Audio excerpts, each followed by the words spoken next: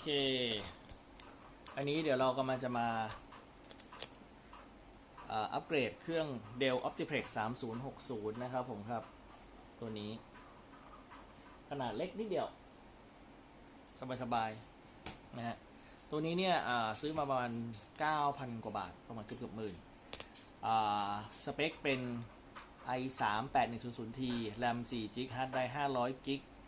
แล้วก็พอร์ตต่างๆก็จะมีให้ USB 2 มาด้านหลังเนี่ยมี 2 ช่องแล้วก็ USB 2 มี 2 ช่องมีพอร์ตที่เป็น Ethernet ให้มีพอร์ตดิสเพลย์เป็นดิสเพลย์พอร์ตมี HDMI แล้วก็มี VGA นะครับที่ด้านหน้านี่จะมีพอร์ตของหูฟังแล้วก็ไมโครโฟนรวมถึง USB 2 พอร์ตแล้วก็สวิตช์เปิดปิดข้างหน้านะครับตัวนี้นี่เปิดประกอบง่ายเพราะว่ามันเป็นตัมป์สกรูอยู่ด้านหลังเปิดติ๊กเดียวทำงานได้เลยแทบไม่ต้องใช้อุปกรณ์เลยในที่นี้เนื่องจากไซส์ที่เราได้มาเนี่ยมันค่อนข้างแรมมันให้มาแค่4เราเลยมีการจัดมาอีกตัวหนึ่งคือตัวแรมอะเพเซอร์นะฮะตัวนี้16กิกนะครับมูลค่าก็ตกประมาณแถวสัก 3,000 บาท 2,950 ซื้อจาก JAB นะครับประกัน SVOA แล้วก็มีนี่ตัวหนึ่งก็คือตัวของ Adlink นะฮะ256 GB NVMe M.2 นะครับ PCIe Gen 3x4 SSD อันนี้ก็เดี๋ยวจะมาอัปเกรดกันเดี๋ยวมาดูขั้นตอนการอัปเกรดกันนะครับผม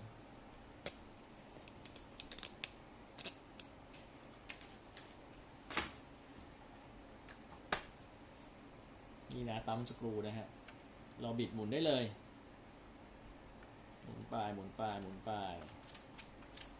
ปุ๊บไม่หลุดด้วยเห็นไหมฮะอย่างนี้ดีมากเสร็จเราก็จะ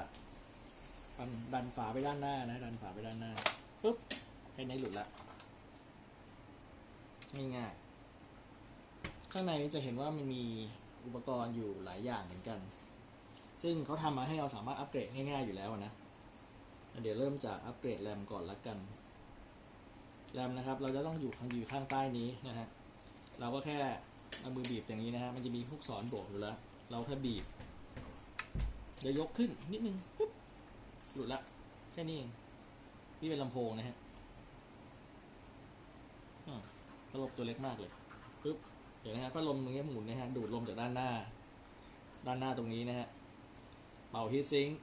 ปล่อยออกข้างหลังระบายความร้อนกันอย่างนี้เลยเดลทำค่อนข้างดีครับผมครับถือว่าดีมากตรงจุดนี้นะฮะสวิตช์ตรงนี้ก็อย่าไปยุ่งกับมันเราแค่ยกไปเฉยๆแหละก็เดี๋ยวแค่ใส่แรมเข้าช่องนี้เท่านั้นเองเปิดแรมกันแล้วนะครับ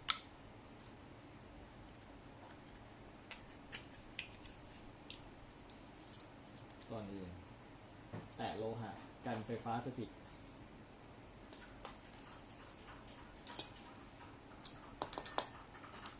โอเคจริงๆถ้าบางคนนั่นหน่อยก็ควรจะมีถุงมือแกะย่างอย่างนี้นี่ได้แล้ว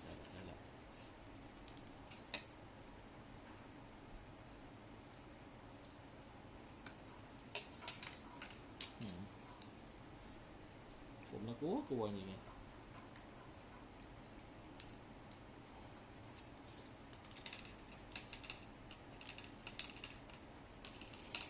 กลัวมันหักโอเค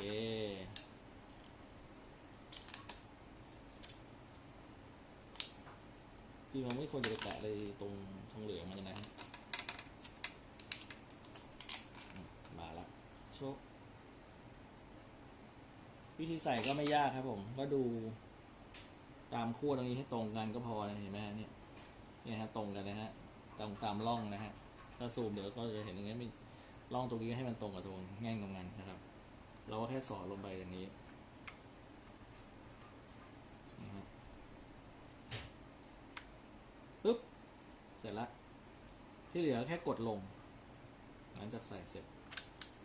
ปึ๊บจบเพิ่มแรมเสร็จแล้วนะครับวิธีออกก็แค่ง้างตรงนี้ออกซ้ายขวานะฮะง้างออกก็จะดีดขึ้นมาเองอันนี้เป็นแรมตัวเก่าที่เป็น4 กิกอันนี้ของใหม่16หมายความว่าซิสเต็มเราจะอยู่ทั้งหมดเท่าไหร่20 ถามว่าดีไหมที่เป็น2 แบบ ก็ไม่รู้นะยังไม่เคยลองวัดดูว่าใช้สับชุดเดียวเป็นยังไงบ้าง2 ชุดเป็นยังไงบ้างเดี๋ยวก็มาใส่ตรงนี้เข้าไปใหม่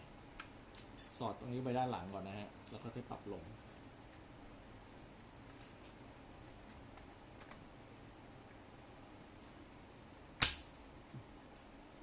โอเคจบละนี่คือขั้นตอนการอัปเดตแรมนะครับถัดไปฮาร์ดไดรฟ์จะสังเกตว่าตรงนี้มีตัวสีฟ้าอันนี้ง่ายฮาร์ดไดรฟ์แคดดี้ค่อนข้างดีนะฮะเราบีบตรงนี้แล้วก็ดันไปทางด้านหลังดันไปทางด้านหน้าดันไปทางตรงนี้นะฮะดันไปทางนี้ปุ๊บก็จะถอดหลุดไปสลักแล้วก็จับออกมาจบฮาร์ดไดรฟ์ถอดแค่นี้เองง่ายๆนะครับสิ่งที่เกิดขึ้นในนี้ก็คือว่าเดี๋ยวเราจะทำการใส่ SSD ลงไปเพราะ SSD อยู่ตรงนี้นะครับ SSD อยู่ตรงนี้นะฮะ SSD มีน็อตให้มาแล้วด้วยเดี๋ยวผมต้องเอาไขควงก่อนแม่นี่นะเดี๋ยวเอาไขควง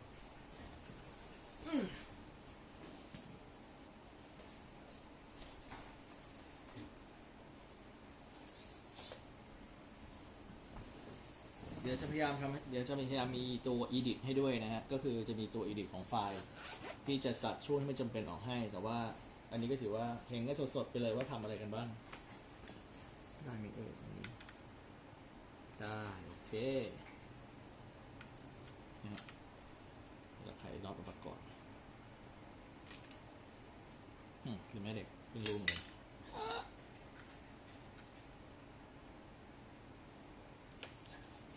ชั่วคราวไว้ก่อนนะชั่วคราวจะได้แกะยังไงนี่นะฮะแกะก็เกล็ดออกมา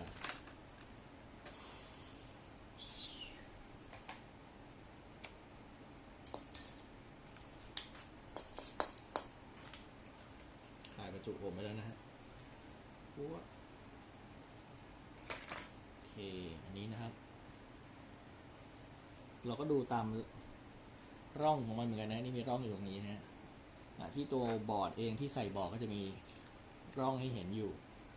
เราก็แค่สอดลงไปนะครับเสียบเข้าไปแป๊ะจบละนี่จะคล้ายๆกันคือต้องยกเขาขึ้นมานิดนึงเดี๋ยวนะครับผมต้องเอานี้ลงก่อน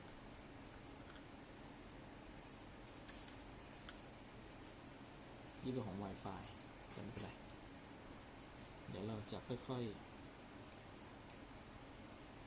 เอาลงนะฮะ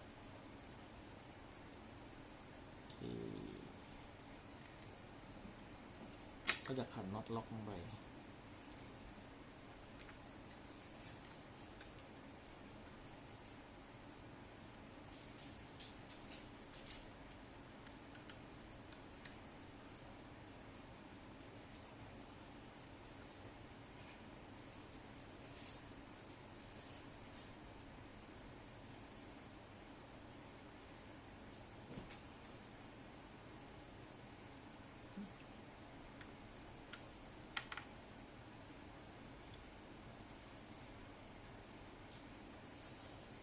ไม่ต้องแน่นมากนะฮะแค่พอดีไม่รู้สึกว่ามันจะแอนด้วยซ้ำผม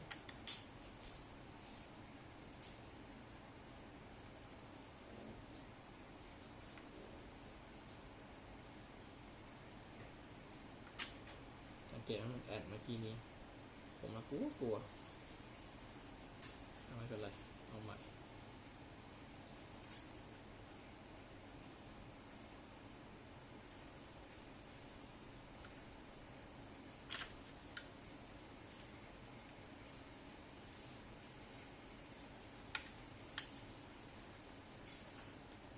ไม่ถอดคอมนี้นานแล้วมันผม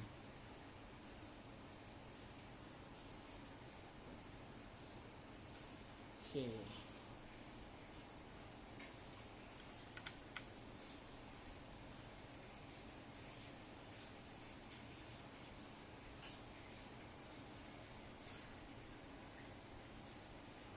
แค่พออยู่มือแล้วครับ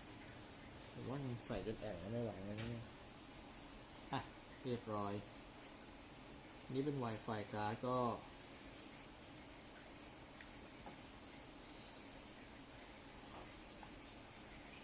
น่าจะใส่ได้ทั้ง2แบบก็ผมไม่แน่ใจเหมือนกันนะใช่น่าใส่ตัวใหญ่กว่านี้ได้ด้วยเหมือนกัน อันนี้เป็นของนี่เป็นไวเลสแล้วก็เป็นบลูทูธในตัว ผมไม่แน่ใจว่าเป็นของอะไรนะ แต่ว่าก็ประมาณนี้โอเคจริงๆแล้วตัวฮาร์ดไดรฟ์เนี่ยยังสามารถอัปเกรดได้นะครับผมก็คือไปเอาเป็นตัว SSD แบบที่เป็น SATA มาเสียบแทนได้ แต่ที่นี้ก็มีอยู่แล้วก็เลยเอาแค่นี้แหละจากนั้นนะครับง่ายๆครับวางลงในร่องตรงนี้เห็นไหมมีแง่งอยู่แล้วนะฮะเราแค่วางไว้ตรงนี้ตรงๆจบละที่เหลือคือดันเข้าไปอีกฝั่งที่เพิ่งถอดมาทางตรงสล็อตตรงนี้ซ็อกเก็ตเราก็แค่ใส่ให้เรียบร้อยแล้วก็ดันกลับไปที่เดิม